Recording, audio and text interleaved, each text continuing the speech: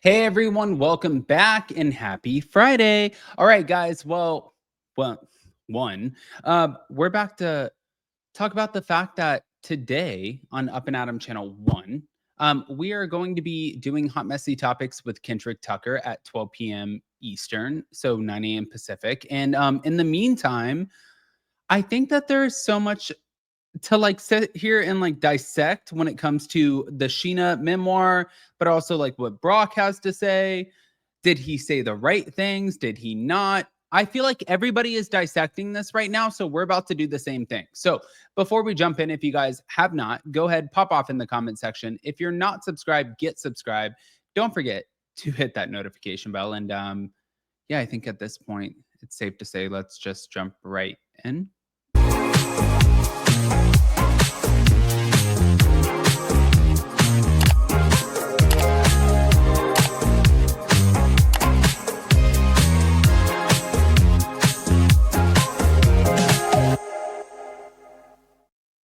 All right, guys. So the first part of the whole Scheana thing, Brock says that he forgot about the cheating until 2 years later.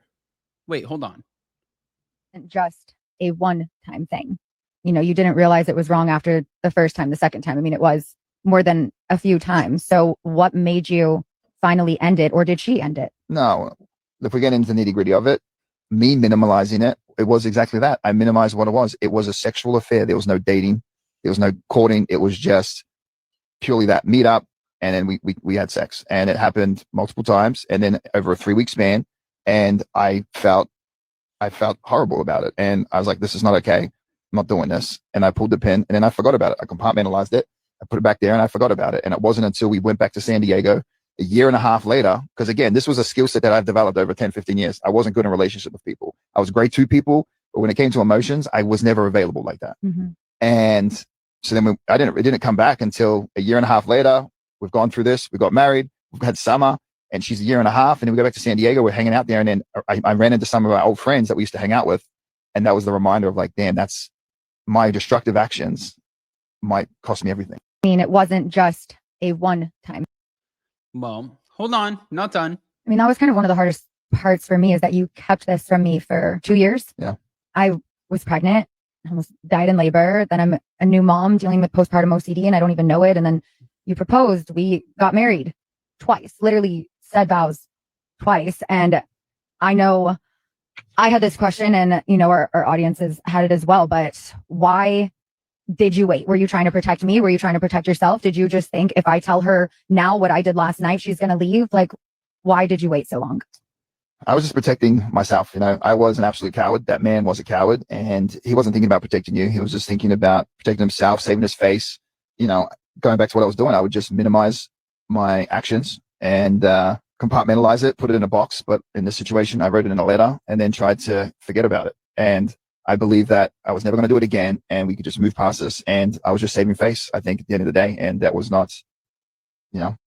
I mean, that was kind of one of the hardest parts for me, is that you kept this from me for 2 years. Yeah. I was pregnant. I almost died in labor. Then I'm a new mom dealing with postpartum OCD, and I don't even know it. And then you proposed. We got married twice, literally said vows. Well, this is uncomfortable. I'm going to say this. I think that Scheana holding his feet to the fire, like, yeah, you should. At this point where he's saying, listen, at the end of the day, I had an affair with somebody who I was working out at the gym with, and it was purely sexual. It was not emotional. So it's not like it was that big of a deal. Wait, what? I guess the only reason that I say it like that is because if in fact Jason came to me and was like, hey, we just had a new baby and I had an affair, I would be like, dude, what did you just say? You had an affair? Okay. Can we turn the cameras off, please? Thank you. Like, it would be so fucking bad. But of course, you guys know that's not the only thing that we have to talk about. So before we move on, let's just talk about this as well. Yeah. The Jasmine good. So Jasmine says that not everyone from the Valley cast that they are invited to her wedding. Okay. Tease about your wedding. We would love to hear it. Well, it's next summer. So, I mean, and as of now, not everybody is invited. That's on the cast. I'll see. There's some tea right there. Yeah. If you would ask me like 3 months ago, yes, but no. We got to have some conversations. So we'll save that for. Are you doing a big, and if there's anything you can tease about your wedding, we would love to hear it. Between you and Danny, like what happened? Yeah. Okay. So Halloween, we were at Jackson's bar. And, you know, it's early in the night, maybe like 9:30, we just got there. And Danny walks in, no costume on. So I'm like, that's a little weird, first of all, because we're all like in. Yeah.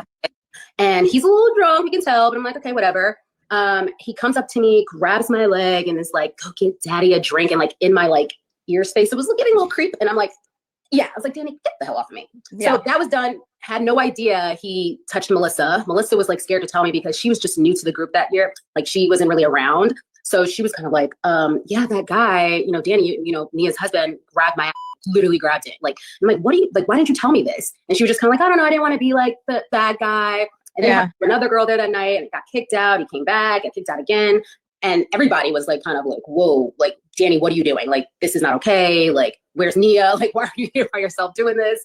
So it's definitely out of his character, but I didn't really know him that well either at that time. I mean, we filmed one season. It was kind of like, I was closer with Nia, not really him. So it was a little like, whoa, like what's happening? There's a lot of talk about his behavior when he drinks. And, you know, I was really rooting for him in the very beginning going, oh, this is just rumors. This is drama. But I'm starting to feel like where there's smoke, there's fire. Yeah. And. Okay. So we do have to talk about the hypocrisy. You were very vocal on the last season of Vanderpump Rules about transparency and people owning their stories while hiding this, myself as well, not just saying you, this was both of us. But as a question for you, how do you reconcile that man on screen then with the man sitting here right now? I mean, I don't think there's very much justification. It was exactly what it was. It was hypocritical of us. The hypocrisy was real.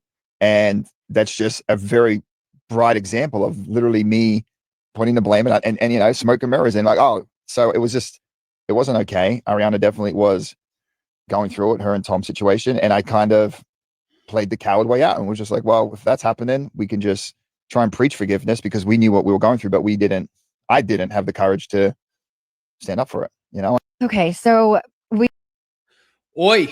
All right, guys, I want to hear what your thoughts are. Definitely what you think, what you're feeling, but also don't forget to smash that like button, show some love, and yeah, please don't hold back. Please.